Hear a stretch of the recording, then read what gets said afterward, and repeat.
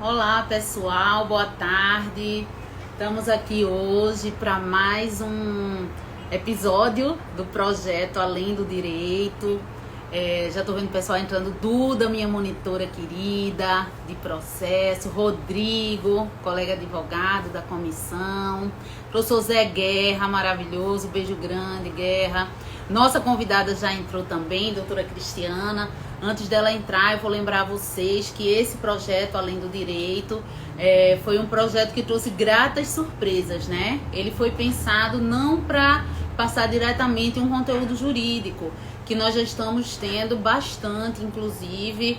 Eu tenho feito lives sobre isso, tenho assistido lives sobre isso também, mas aqui não, aqui o nosso intuito é abrir o horizonte para a gente relaxar, quebrar um pouco esse clima de tensão que estamos tendo pelo isolamento social, pela quarentena, por toda essa situação da pandemia do Covid-19, né? Então hoje eu tenho uma grata satisfação, exatamente, Zé Garra, para descontrair, né? E para nos tornar pessoas melhores também, falarmos dos nossos hobbies.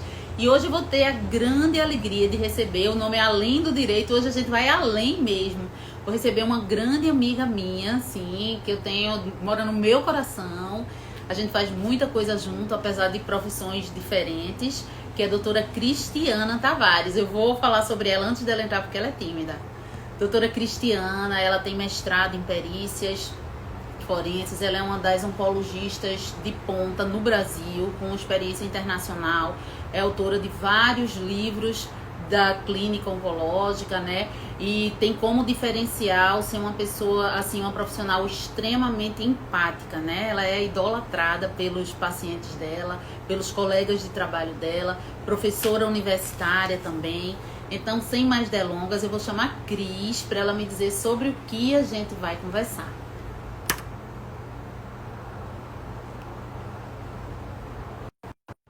Pronto, esperar ela vir, que aí ela vai explicar melhor para vocês, e principalmente se nós, assim, aqui eu já vi que tem muitos advogados, imagina os médicos.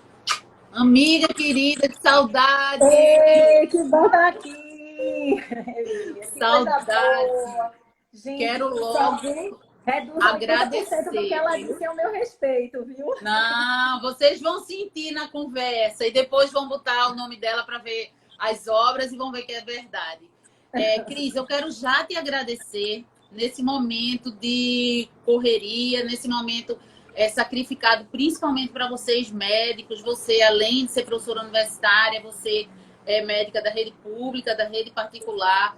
Sei que você é aquele tipo de médico que bota no colo mesmo os pacientes. Sei que está dando assistência a todos eles, seja por telefone, presencial. Então, esse minutinho que você reservou para a gente aqui, eu espero que seja muito prazeroso para você também. Tenha também como o seu momento de hobby, não é? E todo mundo sabe que você é uma das maiores autoridades da medicina oncológica no estado de Pernambuco, como eu já falei, com muitos cursos fora também, palestras fora, internacionais. E hoje você vai me responder o que é que você faz quando você não está dando aula nem está atendendo seus pacientes. Diga aí. Ai, Emília, olha, primeiro, muito obrigada. Eu vou lhe dizer uma coisa. Sair um pouquinho do mundo da medicina nesse período de Covid e entrar no mundo do que eu vou falar hoje, eu tô radiante. Talvez essa seja uma das lives assim melhores que eu tô fazendo. Porque eu estou podendo sair realmente dessa questão de saúde, das lives, das lives de vacina e Covid, não sei o quê, de oncologia, e entrando em algo que eu amo, que é história e é literatura. Então, eu sempre quis, isso desde que eu entrei na faculdade, eu sempre li muito, sempre gostei de ler, e sempre que eu li, eu dizia assim, eu não quero ser uma médica que só fala de medicina. Eu quero poder chegar numa roda de profissionais do direito ou de qualquer roda de pessoas e eu poder falar e abordar outros assuntos, porque médico tem dessas, tem médico que só fala de Advogado medicina, também. Advogado né? também. Então, a gente precisa sair um pouco disso e até para que a gente possa talvez entender quem é aquele paciente que está na nossa frente, eu acho que esse pensar de uma forma ampla com a literatura, com a psicologia, com a psicanálise, com a história de vida de nossos queridos personagens. Eu acho que isso muda também o olhar médico-paciente. E torna o profissional, eu acho que independente da profissão, mas principalmente as profissões que tratam direto com o humano, como a nossa, seja advogado, médico, eu acho que dá um referencial muito grande, né? Tanto que hoje, em direito, de uns 15 anos para cá, no Brasil, principalmente, tem essa corrente que está cada vez mais difundida do direito e literatura, porque busca-se exatamente nos casos literários entender aquele momento histórico em que foi escrito aquilo e tentar traduzir, usar aquilo como uma hipótese para a formação de teses dentro do mundo jurídico atual, né? Então, eu acho mágica essa relação também. Vou dizer um pouquinho sobre quem a gente vai falar. Hoje não é coisa de fofoca, né, Cris? É romance. Não, mas um romance diferente. Peraí, que tem certeza, não é romance José de Alencar, não, viu? Isso. É um romance. Empoderado, é um romance. Empoderado. Então, gente, a gente escolheu, eu e Cris, gostamos muito, é um hobby que nós temos em comum, essa questão da literatura, né? Fazemos parte, inclusive, de um grupo, mandar um beijo se tiver alguém aqui do grupo agora, dessa questão de arte, feminismo, literatura, professora Exilda, é um grupo nacional esse. Eu também faço parte de outro, com o Paulo Caldas, que é jornalista, é um grupo grande, só de escritores. Professora Cristiana, a doutora Cristiana também é muito convidada, sempre dá palestra na Fundage, né? E hoje nós escolhemos, vimos assim, algum autor que nós gostássemos e já tivéssemos falado alguma coisa. E conversamos sobre vários, né? Isso foi uma noite inteira de conversa e chegamos à conclusão que, pelo menos nessa primeira live, que eu acho que vão render outras, a gente vai falar um pouquinho, ela vai falar mais, né? Que hoje eu tô para escutar sobre Joaquim Nabuco.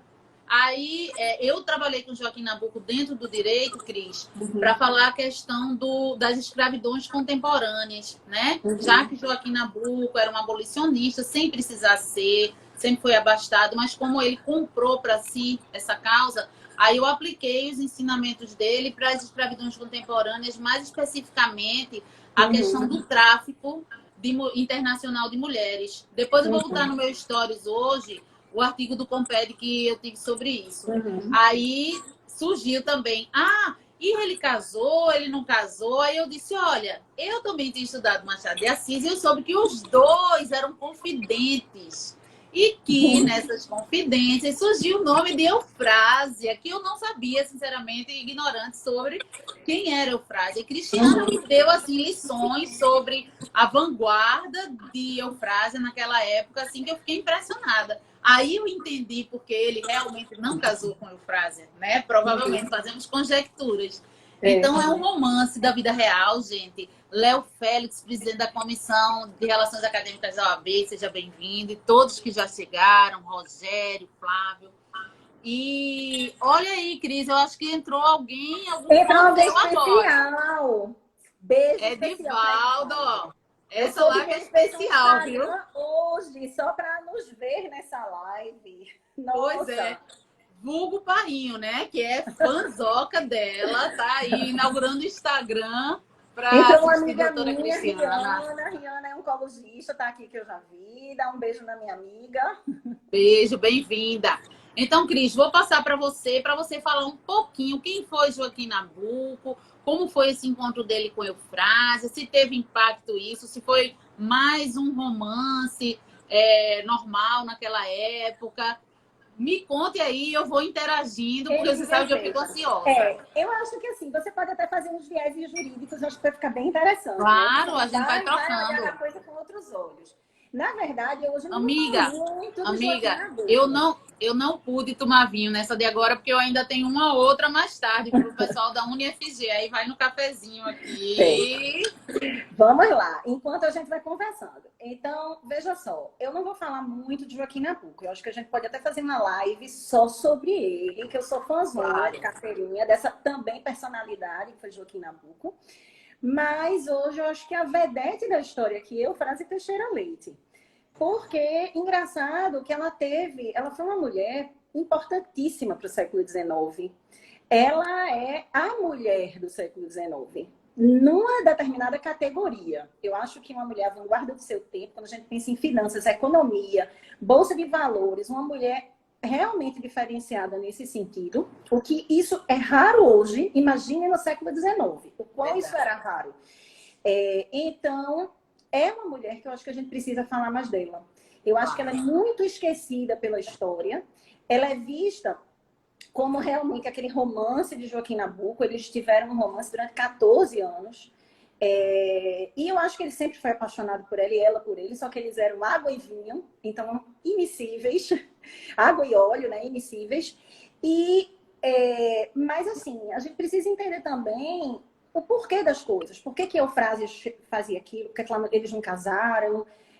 Por que que esse romance ele não é aquele romance tão romântico de José de Alencar? Ele é um Tão romance patriarcal atual. também, né? Como da época. Por que que ela, em algumas cartas de Eufrásia, achavam que ela era uma pessoa conturbada, que ela não sabia muito bem o que ela queria? Então, para começar, Eufrásia, ela era uma mulher milionária. Ela era uma mulher riquíssima. Ela vem do ciclo do café, que foi realmente o ciclo de ouro do século XIX, né? Então, a gente sai do ciclo da cana-de-açúcar para o ciclo do ouro estamos aqui no ciclo do café. Então, os ancestrais de Eufrásia, eles vieram de Minas Gerais. Eles construíram uma nova estrada que ligava Minas Gerais ao Rio de Janeiro. E nessa construção, naquela época, era de direito que quem ajudasse no processo de construção, de desmatamento, de desbravar, eles ficassem com uma quantidade de terras. Então, foi dessa forma que os ancestrais de Eufrásia conseguiram terras, e muita terra, no Vale do Paraíba Fluminense, né? Então, que foi realmente a primeira etapa do ciclo do ouro do café. E aí, eles tinham e dominavam, eles tinham uma grande quantidade de terras ali. Então, os avós de Eufrásia, o pai dela, ele depois se instalou lá. Então, primeiro foram os irmãos que ficaram, e eles foram barões do café, eles tinham muito dinheiro. Então, aquelas fazendas do Vale do Paraíba Fluminense praticamente eram quase todas as mais importantes, principalmente o que estava ali no entorno da cidade de Vassouras, pertencia à família Teixeira Leite, que era o pai e os tios. Então, ela foi neta de barões do café, tanto por parte materna quanto paterna, e daí a gente já vê a raiz conservadora, né, do Partido Conservador. A gente já começa a identificar algumas questões aí. Família escravocrata. Ela vem dessa raiz, né? Quando a gente chegar lá em Joaquim Nabuco, a gente já vai entender por aí alguns conflitos entre os dois. Então, ela tem uma raiz histórica. E essa questão também, Cris, a gente nunca pode esquecer também qual era o lugar da mulher dentro daquela família patriarcal, escravocrata, do café no Brasil. E isso a gente vai entrar agora, porque agora é o grande enigma de Eufrásia. É isso que dá... Só constando aqui... Ana Paula Canto de Lima, nossa amiga, entrou agora. Micheline Forte, minha amiga da GU. Luciano também, a gente falando de café, que gosta muito de café. Vamos lá, vamos tocando. Érica. Então, vamos lá. Então, a Eufrásia, ela foi uma mulher fora da curva, Emília. Por isso que eu adoro, por isso que eu me apaixonei pela história dela. Porque ela vem de uma família de neta de barões, ela é do século XIX, onde a mulher naquela época lia o suficiente para escrever receitas de bolo e para orar. Então, não era um entendimento lógico da língua portuguesa, não era um entendimento lógico da leitura, era ler apenas para não ser analfabeta. E isso, assim, há. Só que os tios de Eufrásia, que se tornaram grandes barões do café e que foram grandes cafeicultores, eles não tinham nenhuma formação acadêmica. Eles simplesmente foram com esse tio, que foi o desbravador dessa estrada. Eles ganharam terras, eles começaram a negociar com café. O pai de Eufrásia, ele não foi logo para Vassouras, ele não foi logo para aquela área do Parnaíba Fluminense. Ele estudou direito. Então, uma família de 11 irmãos, ele era o único que tinha formação acadêmica. Então, ele estudou direito na Faculdade de São Paulo. E ele foi um homem letrado. Tanto é que das casas de todos os irmãos, dos grandes casas ali, a dele, que é a casa da Era hoje, e que pertence ao IFAM, era a única, é a única que conta com uma biblioteca de mais de 1.000 livros e 3.000 jornais, porque ele lia, e lia muito. Então, o pai de Eufrásia, ele não era em si cafeicultor, ele não era um agricultor, ele não vivia disso. Tanto é que a casa dela, a fazenda dele, se diferenciava um pouco das outras dos irmãos, porque ele só tinha 6 escravos, enquanto que os irmãos tinham 150, 300, para poder manter a produção. Então, Mas por questão ideológica, Cristiano, ou por demanda? Mas ele mandava e ele dominava. E ele era rico, só que a riqueza dele era diferente. Então, ele tinha irmãos que eram barões, tinham poder, e ele recebeu o título de comendador. Então, ele chega depois, ele era um homem ilustrado, ele lia, e ele chega depois, dos irmãos, só que com uma proposta diferente. Ele recebe um título de comendador. E o que é um comendador, né? Então, ele, como comendador do café, ele fazia transações. Então, o negócio dele era finança. Então, ele ia nos grandes bancos, ele pedia empréstimo para cafeicultores, para agricultores. Ele lidava com dinheiro.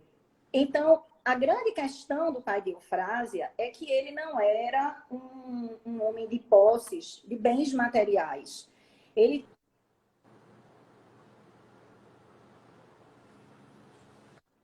Mas ele tinha posses em dinheiro em banco e em dívida com credores, mas não materialmente.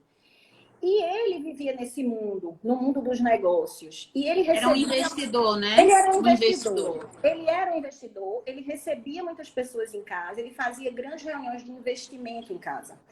Então, ele casou, eles tiveram um filho homem que morreu, e depois disso, 2 filhas mulheres. Uma que era Chiquinha e a outra, 6 anos depois, Eufrásia. Então, Eufrásia era a mais nova. E aí, esse homem, com essa visão de mundo, esse homem que era um advogado, que lidava com finanças, com o mundo financeiro, o que é que ele pensou? Eu só tenho 2 filhas. Se eu morrer e elas casarem mal, vão acabar com todo o meu dinheiro. Então, a gente sabe, então ele já se preocupou assim, com a questão da herança dele, do dote, porque o dote era um adiantamento de herança, né?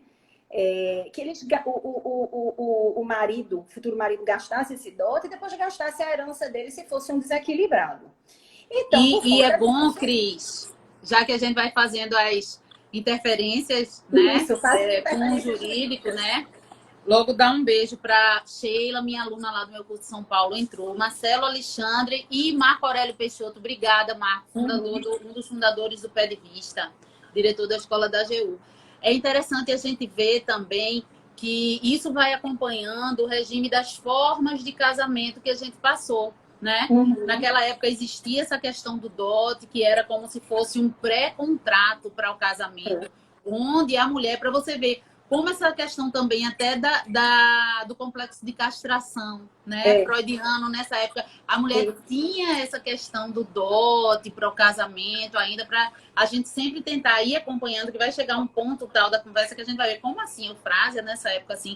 Mas para a gente ver, a gente conseguir contextualizar qual era o momento dela. Era o momento auge do patriarcado no Brasil, né? Que até porque ainda existia essa questão do regime do casamento com exigência de dote. Principalmente pessoas que tinham mais posses, né? A situação que também acho que a gente tem que botar aqui, que o casamento naquela época não era um casamento por amor. Era um casamento eram negociações.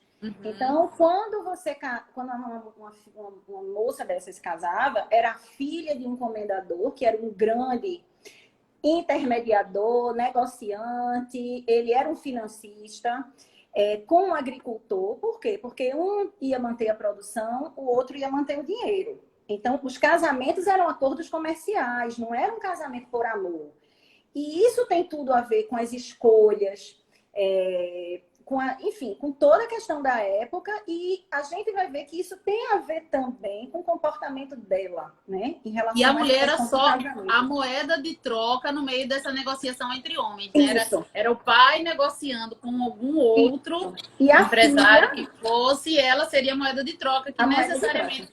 por isso não se cobrava fidelidade masculina, né? Isso, exato. E tanto ela, no século XIX, como a gente vê o período de todo o reinado, então as Isso, princesas, elas eram moedas de troca, né? Elas serviam para verdade. isso. Só que o pai de Eufrásia, ele não pensava assim. Então, ele cuidou da educação dessas filhas de forma diferenciada para que elas tivessem independência e autonomia. Então, a Eufrásia foi uma mulher que estudou vários idiomas. Eles chegaram a morar em Paris quando ela tinha 8 anos. Eles moraram durante um ano e meio, e aí não se sabe se porque foi ou se talvez como a irmã dela tinha um problema no quadril, se eles foram para tratamento médico dessa irmã, né? Os historiadores ainda averiguam um pouco essa estada deles durante um ano e meio em Paris. Mas ela é uma mulher que desde pequena ela já morou na Europa. Então, ela falava outros idiomas, ela estudou finanças com o pai e ele ensinou essas duas filhas a administrar os bens. E ela lia outros livros, que não livros das sinhais daquele período, que eram de Não era cozinha só e de de religião. receita, né? Então, os livros da biblioteca do pai dela, os jornais, ele dava e ele incentivava essa leitura.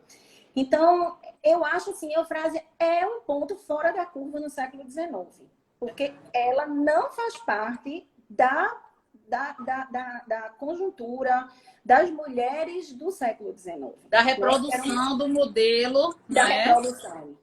E aí, Eufrásia, o que é que acontece? Esses pais, quando morrem em sequência, um ano morreu o pai, no ano seguinte a mãe, no ano seguinte a avó. Então, aí tem umas questões. Em um dos livros que eu li, que foi de Cláudia Lage, que é Os Mundos de Eufrásia, esse livro ganhou um prêmio Jabuti. E tem também um outro livro de uma pesquisadora, Eneida Queiroz, que eu também li, que é A Casa de Eufrásia. Eu vou te pedir, Cristiana, se possível, depois tu tira a foto da capa e da referência e manda para mim. Tá. Eu posso Aí até eu vou mostrar deixar nos um stories, deles, tá? que é a célebre Perfeito. foto de Eufrásia, é um desses Ai, livros, lindo. mas eu vou mandar. É a E aí a foto gente mais fica lá nos famosa stories. de Eufrásia, que tá, essa foto, esse quadro está na Casa da Era hoje, no museu lá do Vale do Parnaíba.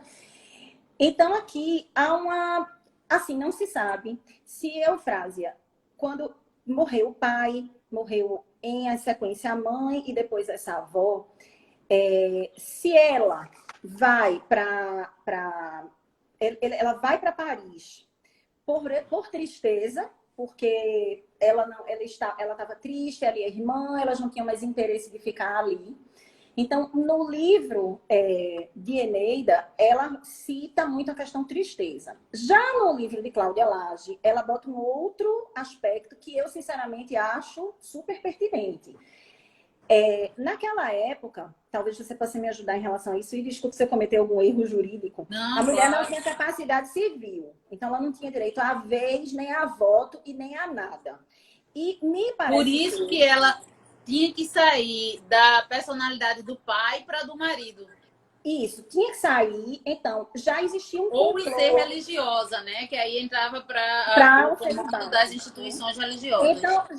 Então ali já estava vendo uma certa organização dos tios dela de quererem forjar ali um casamento entre ela e um primo que ela detestava, que ela achava ele Entendi. um idiota. Ela achava que ele era idiota, ele não tinha nada a ver com ela. Então você já vê a personalidade dessa mulher.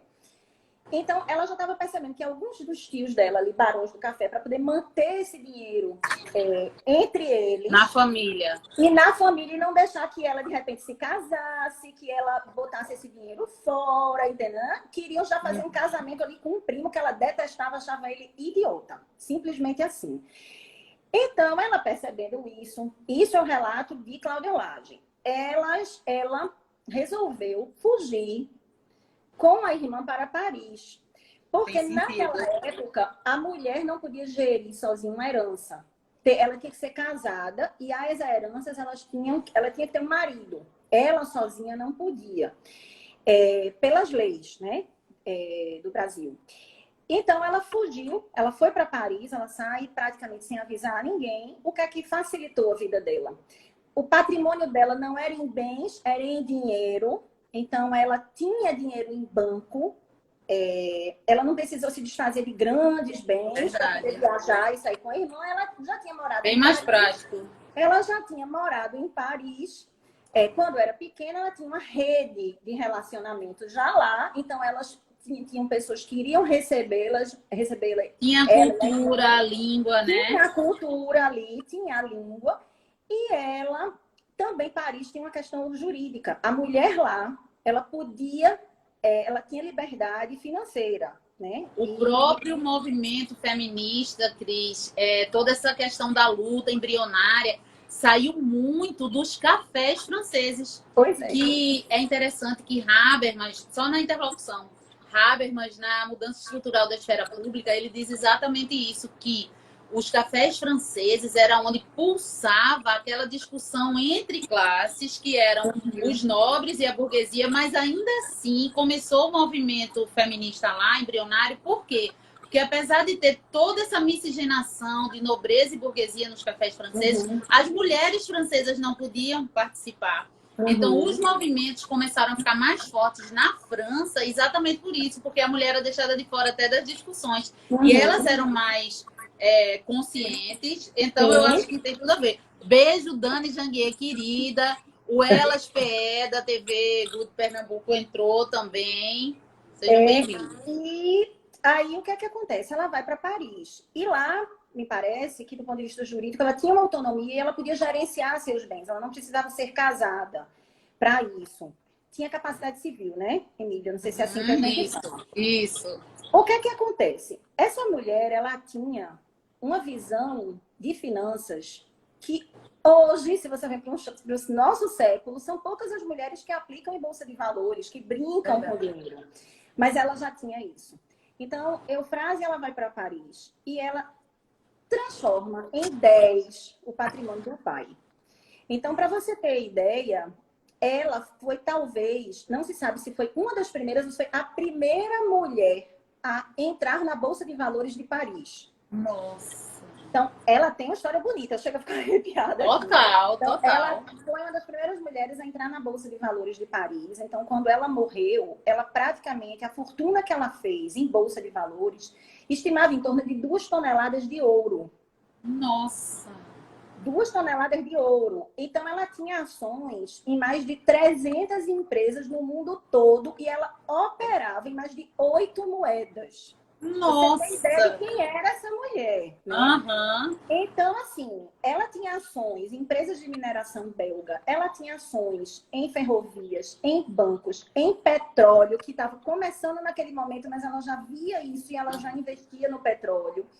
Então, Eufrásia, quando morre, ela simplesmente não teve filhos, né? Ela viveu esse grande romance com Nabucco, e a gente vai entrar nisso agora, na segunda parte da live, porque eu acho que primeiro seria interessante a gente falar quem é Eufrásia. A personalidade dela, claro. O porquê desse romance, né? E o porquê desse vai e vem, e o porquê das questões que a gente vai falar aqui.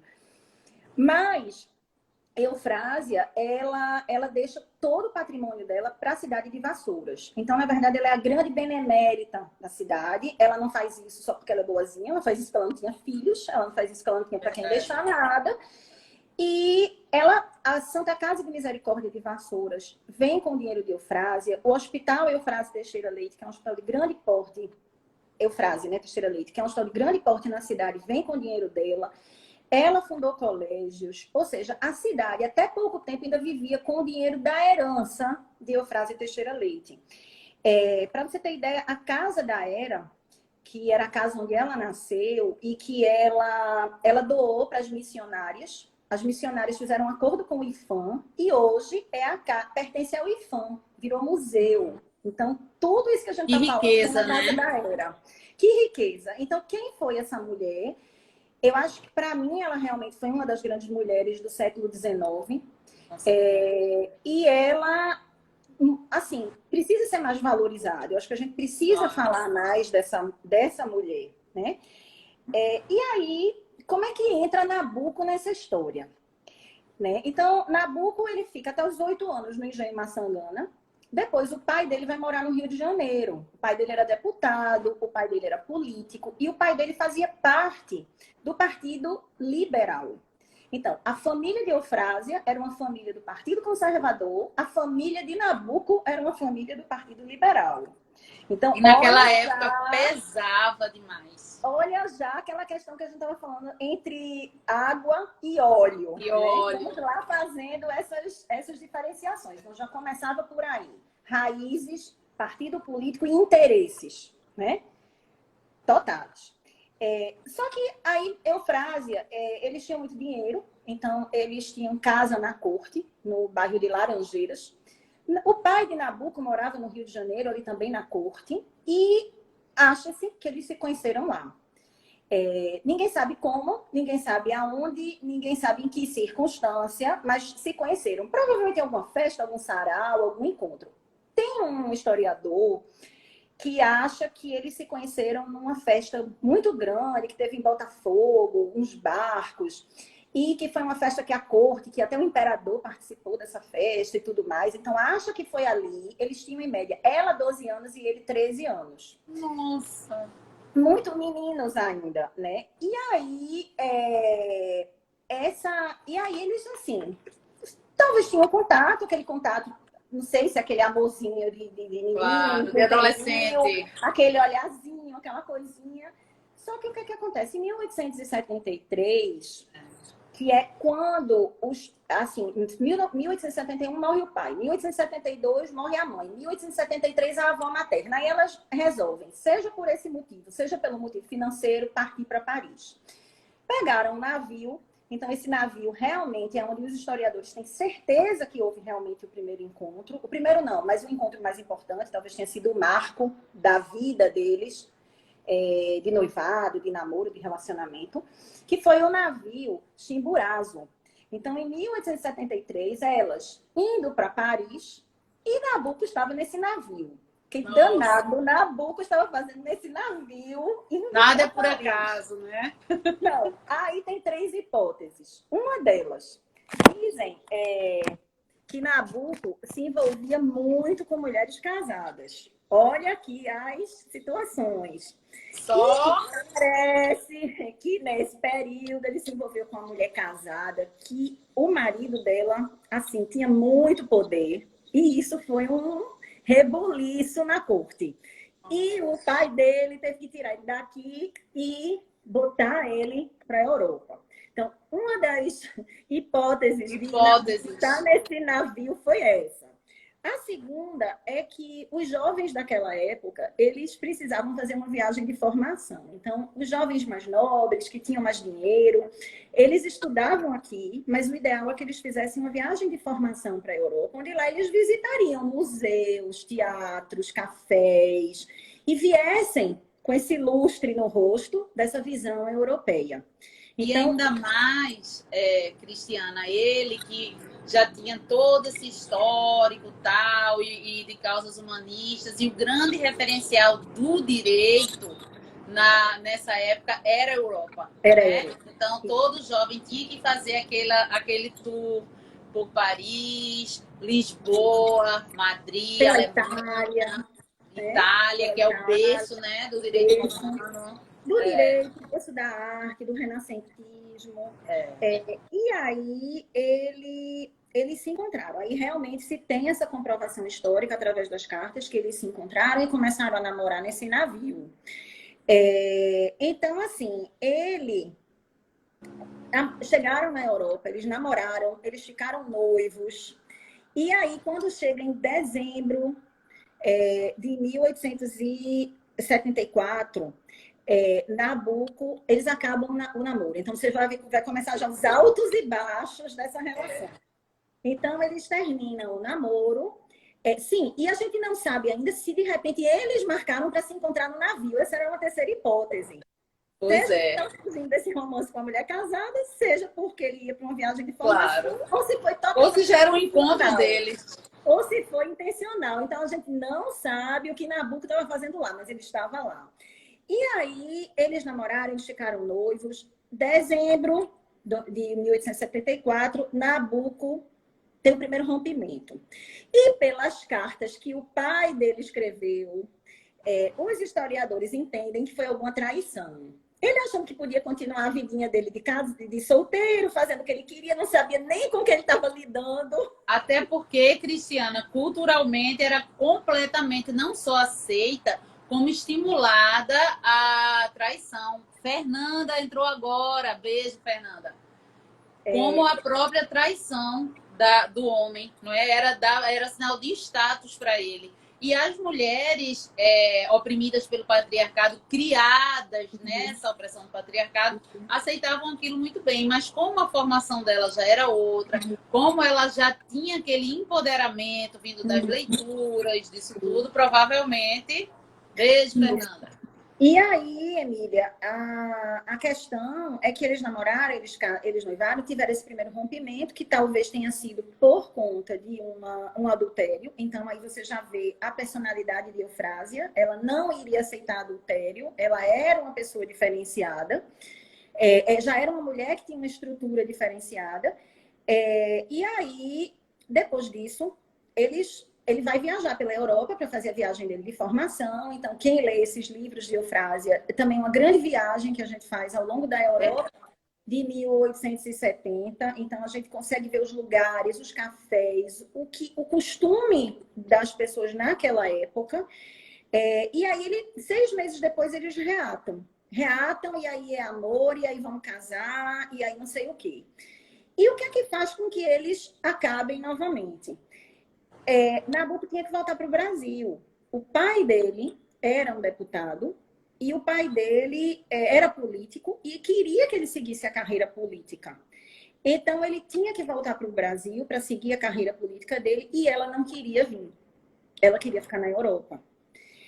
O pai não entendia, né, porque que ele não enganava a Eufrásia. De dizer, olha, você fica, não sei o quê, e depois ele usava o poder de homem dele e trazia ela. Só que ele sabia a mulher com quem ele estava lidando e sabia que ela não ia se passar para isso, né? E aí eles romperam. Ele vem para o Brasil, chega no Brasil.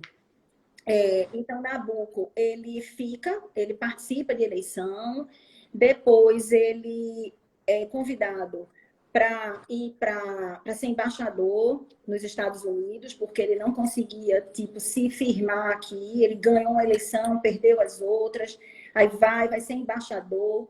Ficou nos Estados Unidos. Quando chegou nos Estados Unidos, ele passa um tempo lá na embaixada. Então, ele recebe um convite para ir para Londres, que era realmente um lugar que ele amava, era Londres. E quando chega nesse ponto, ele é chamado para vir para o Brasil, porque foi um período em que o Partido Liberal ele tomou fôlego, força, eles ganharam, estavam na liderança e o Partido Conservador deu uma caída e ele tinha que vir. Então, e nesse momento... Diga. Rapidinho, esse momento, Cristiano, é interessante porque ele sofreu muitas perseguições por essa questão dele lutar muito pela abolição da escravatura. Por quê? Apesar dele ser filho da aristocracia e tal, quando ele era pequeno, no engenho Maçangana, do padrinho dele, ele ficava horrorizado de ver a escravidão, né? Ele via na pele e ele começou a se revoltar desde criança com a escravidão. Então, mesmo sem precisar, ele tinha nele aquela luta. E ele sofreu várias perseguições no Brasil naquele momento por isso. E em muitos momentos ele teve que sair do Brasil. E nesses momentos que ele saiu, isso eu acho maravilhoso, ele disse, eu vou usar a pena como a minha arma. E ele ficou como correspondente de jornais, inclusive, se eu não me engano, até do Diário de Pernambuco, na época. Ele estava fora do Brasil como correspondente para continuar implementando as ideias libertárias dele aqui no Brasil, mesmo estando fora, que aqui ele não era bem aceito. E eu acho Beijo, olha, Clarinha entrou e Juliana Sinara. Olha, eu acho que é muito interessante a gente falar isso aqui, porque, assim, ela era uma mulher que tinha ideais, Ela era uma investidora, uma mulher que pensava em dinheiro, ele tinha os ideais dele, que era a abolição da escravatura, então eles tinham ideais diferentes. Eles se amavam, mas eles não conseguiam conviver. Talvez os grandes conflitos de Eufrásia sejam... Era uma mulher com a cabeça de século XXI, vivendo no século XIX. Era exigido dela algo que ela não conseguia ser, que era dona de casa. E ela tinha que seguir Nabucco nesses sonhos dele, indo ser correspondente não sei aonde, voltando e indo, e ela não tinha como fazer. Teria que abrir mão da vida dela enquanto agente. Exatamente. E ela não queria perder a liberdade dela, ela não queria abrir mão da vida dela, ela não foi criada para isso. E ela não tinha isso dentro dela. Então, assim, é muito interessante, porque José de Alencar, o livro Senhora é baseado, não é a história na sua réplica, mas é baseado no romance de Nabucco e Eufrásia. Nossa. Nabucco detestava José de Alencar, achava as obras dele horrorosas. E José de Alencar, para dar uma alfinetada nele, escreve Senhora, né, que era uma mulher que teve uma grande herança, que ela simplesmente flutuava nas rodas sociais da corte e, de repente, ela evapora e some. E ela paga para casar com alguém, porque essa mulher é muito rica. Então, José de Alencar dá uma alfinetada em Nabucco com a história da riqueza e do dinheiro de Eufrásia e de um casamento comprado. Provavelmente ele deve ter odiado, provavelmente deve ter horrores dessa obra e de Senhora. Era o tabloide daquele momento, né, Cris? Mas era o tabloide daquele momento. Então, assim, e aí, o último encontro que eles têm, Nabucco, ele, quando vai ser correspondente, Nabucco, ele retoma essa... Ele vai ser correspondente na Inglaterra, então eles se encontram, só que ele precisa voltar para cá, para dar andamento a esse processo dele político, e Eufrásia vem em 1884. Então, talvez tenha sido, de todos os 14 anos que eles ficaram juntos, o momento mais áureo, e que talvez todo mundo tenha achado, agora vai. Agora eles casam. Então, ela vem para o Brasil, eles ficam no Hotel White juntos. Ele está participando de todas as eleições, do processo de eleição. Já não era normal naquela época. Não, né, era normal. Ela aproveita esse período para ir para Petrópolis, todo mundo ia, para ir para Vassouras, para reencontrar parentes, para rever e ficar no Brasil. Então, ela passou quase um ano aqui. E reataram. E estavam com o casamento certo. De repente, começa a pressão psicológica da irmã de Eufrásia, que estava em Paris e que começou a querer que ela voltasse. Ela cedeu às pressões dessa irmã, voltou para Paris, e aí realmente o casamento acabou e o romance terminou aí. Porque Nabucco não perdoou mais ela. Não perdoou porque ele perdeu as eleições de 1884, e houve o rompimento dessa relação que vem desde os 12 anos de idade.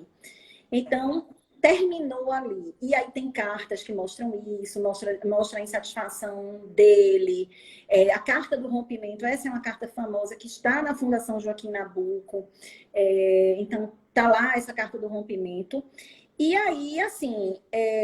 termina esse romance. Depois eles se encontraram na casa da princesa Isabel em Paris, mas não mais como amantes, nem namorados. Aí foi um encontro talvez até meio embaraçoso.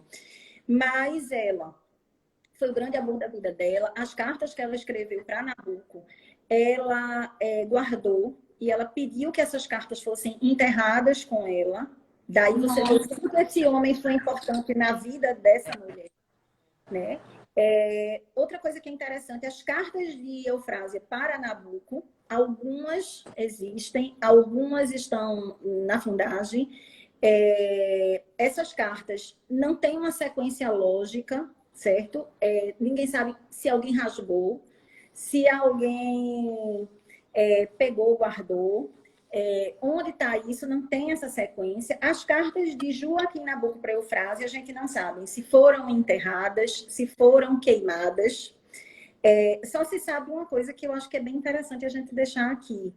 Naquela época, a família Nabuco tinha uma tradição de fazer cartas em 2 cópias.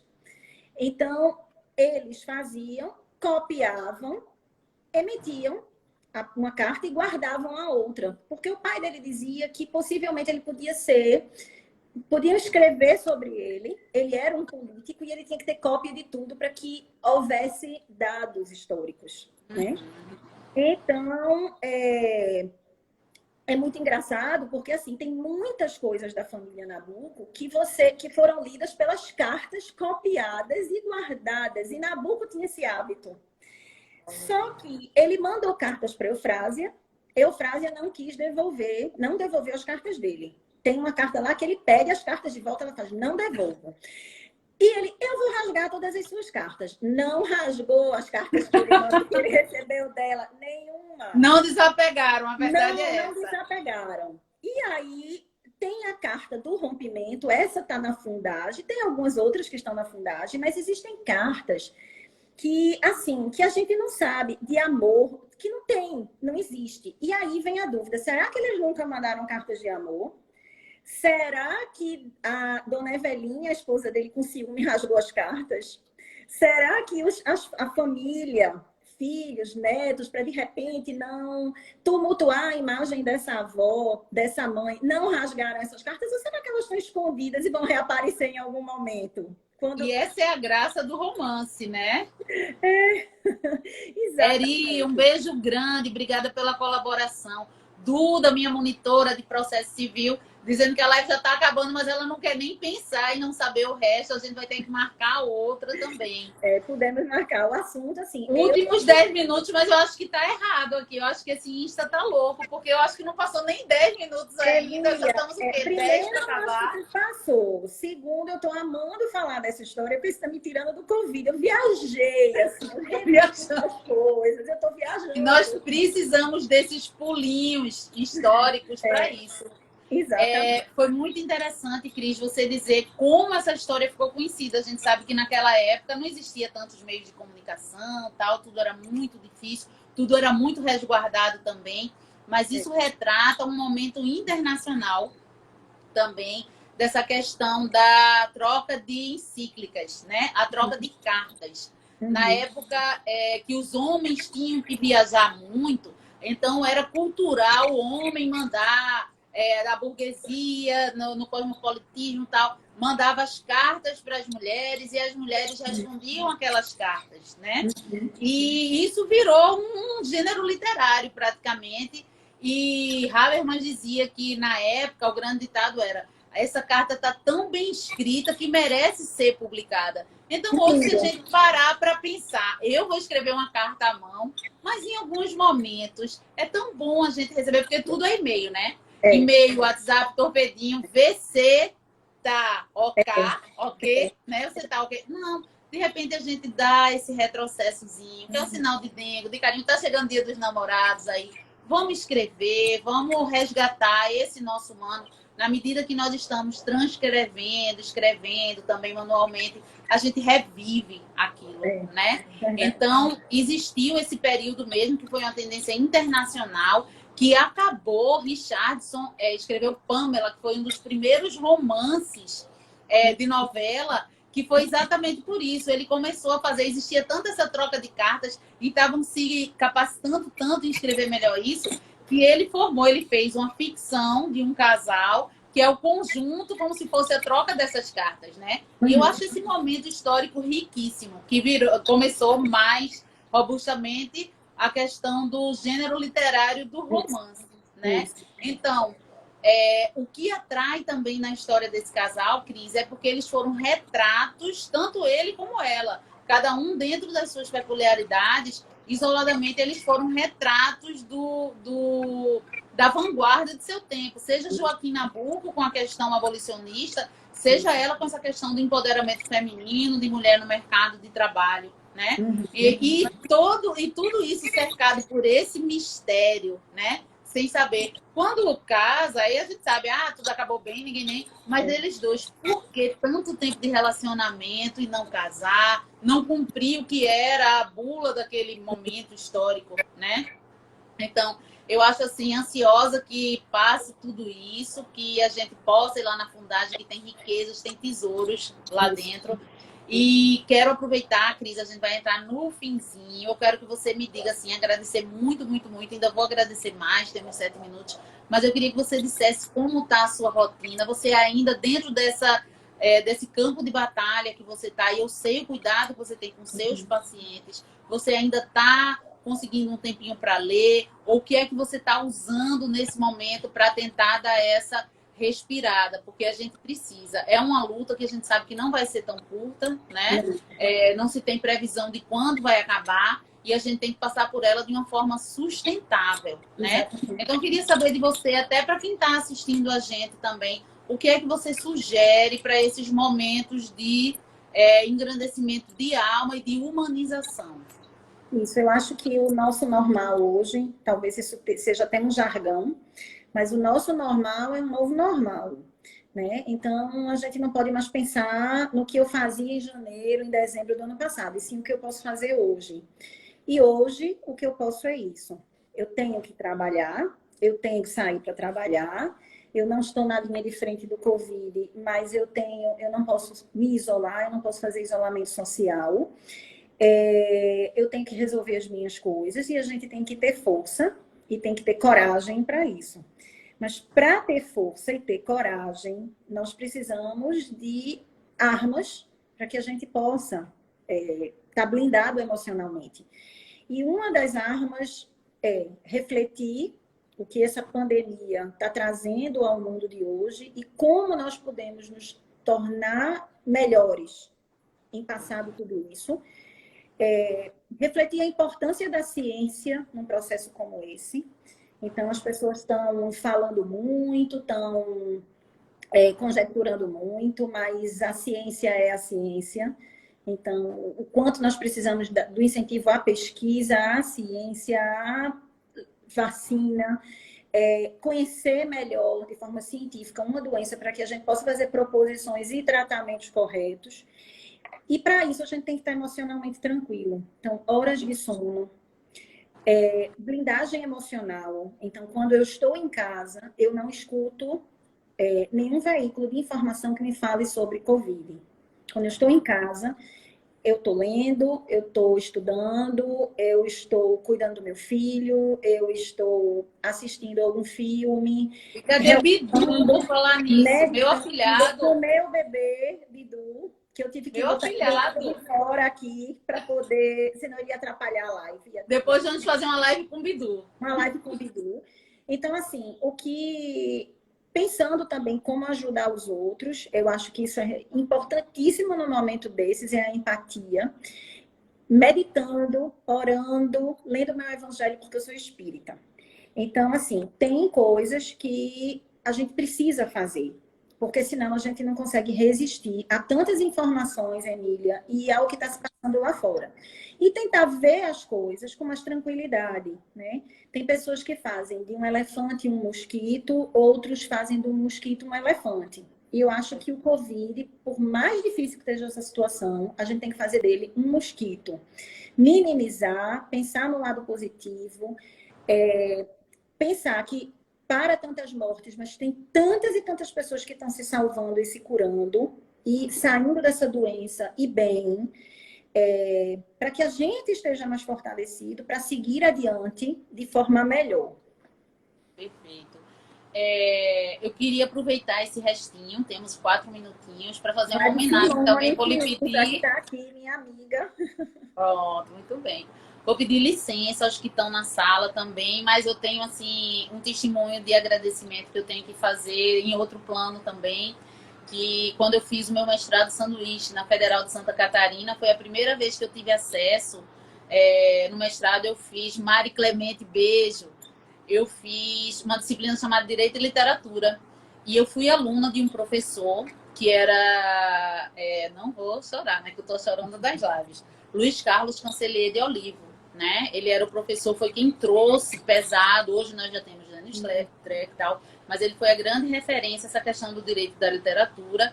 Eu fiz a disciplina dele e ele me pediu para escrever um artigo, né? Como eu estava escrevendo sobre violência contra a mulher, ele me sugeriu escrever alguma coisa sobre Otelo.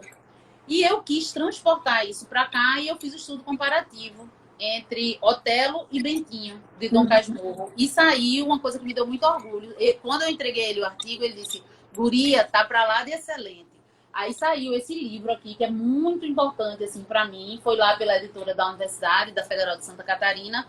E todo ano eu voltei para cá, para Recife, e todo ano ele sempre me chamava para algum evento, e sempre que eu ia, eu lembro que ele gostava muito da cachaçinha Pitu, eu levava algum kit da Pitu Gold para ele, e ele sempre me dava outros exemplares.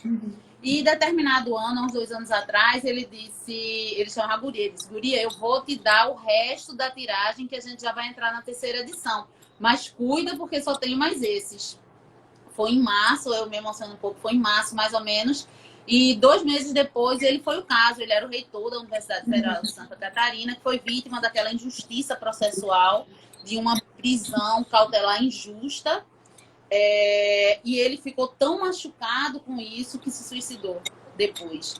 Então, eu queria fazer essa homenagem para ele, que foi uma pessoa vítima de um erro processual e que teve uma importância tão grande na vida de todos nós, como os alunos dele. Professor Cancelier, que trouxe o direito e literatura para o Brasil. Edson Vilela, beijo. Cris, a gente está acabando. Eu vou saudar todos que assistiram na figura do meu pai, que é fã de Cris e que criou um Instagram. Eu sempre, pai, assiste minhas lives. Não tem Instagram. Pois ele criou o Instagram para poder ver a live de Cris. Eu espero que ele tenha gostado da história de Eufrásia, viu? Vamos esperar os comentários depois. Agradecer a todos. Cris, nesse momento eu quero usar também você, enquanto médica, para dar, assim, eu tenho certeza que é unânime de quem está na sala agora, o agradecimento a vocês, médicos, que estão saindo de casa todo dia para o campo de batalha, estão abrindo mão de tantas coisas e estão se funcionando como verdadeiros heróis. Então, todos os médicos, todos os profissionais da área de saúde, e você, olha, Duvalzinho aí, lembra o processo de Kafka, exatamente, Duvalzinho. E vocês, assim, estão nessa linha de frente, Cris, muito obrigada por estar sendo quem você é, estar acompanhando seus pacientes pelo telefone, presencial. Obrigada por ser exatamente como você é. E vamos investir na leitura, gente, para encontrar um pouquinho de bálsamo nesse momento. Vou te passar a palavra para o beijinho final, que eu sei que tem muita gente, seguidor seu aí. Pedir que vocês sigam Cris também, que o Instagram dela é maravilhoso. E a gente vai marcar uma próxima live, porque ficou gostinho de quero mais. Com certeza. Vamos falar de alguma coisa agora de Nabucco, né? Essa live de frase, eu acho que a gente pode falar uma de Nabucco. Até para mostrar isso, né? Que o conhecimento ele tem que ser além do direito, além da medicina. A vida existe, essas histórias existem e os livros existem por N motivos, mas um deles é a gente mergulhar nesse outro mundo, a gente sair um pouco do mundo de hoje, a gente poder mergulhar numa história, viver um outro momento, viajar. Então, já que nós estamos viajando, realmente, vamos viajar para dentro de nós, né? Pelos livros. Da leitura, porque além da viagem, do pensamento, vem realmente a questão de viajar para dentro, de até entender o porquê de várias coisas e por que nós somos assim. Vai passar. E eu tenho certeza que o Covid vai passar e vai deixar um saldo positivíssimo. Nós temos que tirar o melhor disso tudo. Sermos pessoas melhores. Desacelerar. Amém. Como diz Lenine, o mundo pede pressa, mas eu vou de valsa. E eu acho que isso fica para esse momento. Obrigada, amiga. Gente, nossa live vai ficar salva no meu feed. E também até o fim da semana vai estar no meu canal do YouTube, que eu queria que vocês se inscrevessem, professora Emília Queiroz. Depois eu compartilho para a Cris também. Cris, beijo, muita saudade. Cuide bem do meu afilhado Bidu aí. Diga que eu tô louca que acabe tudo pra gente fazer o batizado dele lá no bairro. Lá no Bahia. Viu? Beijo.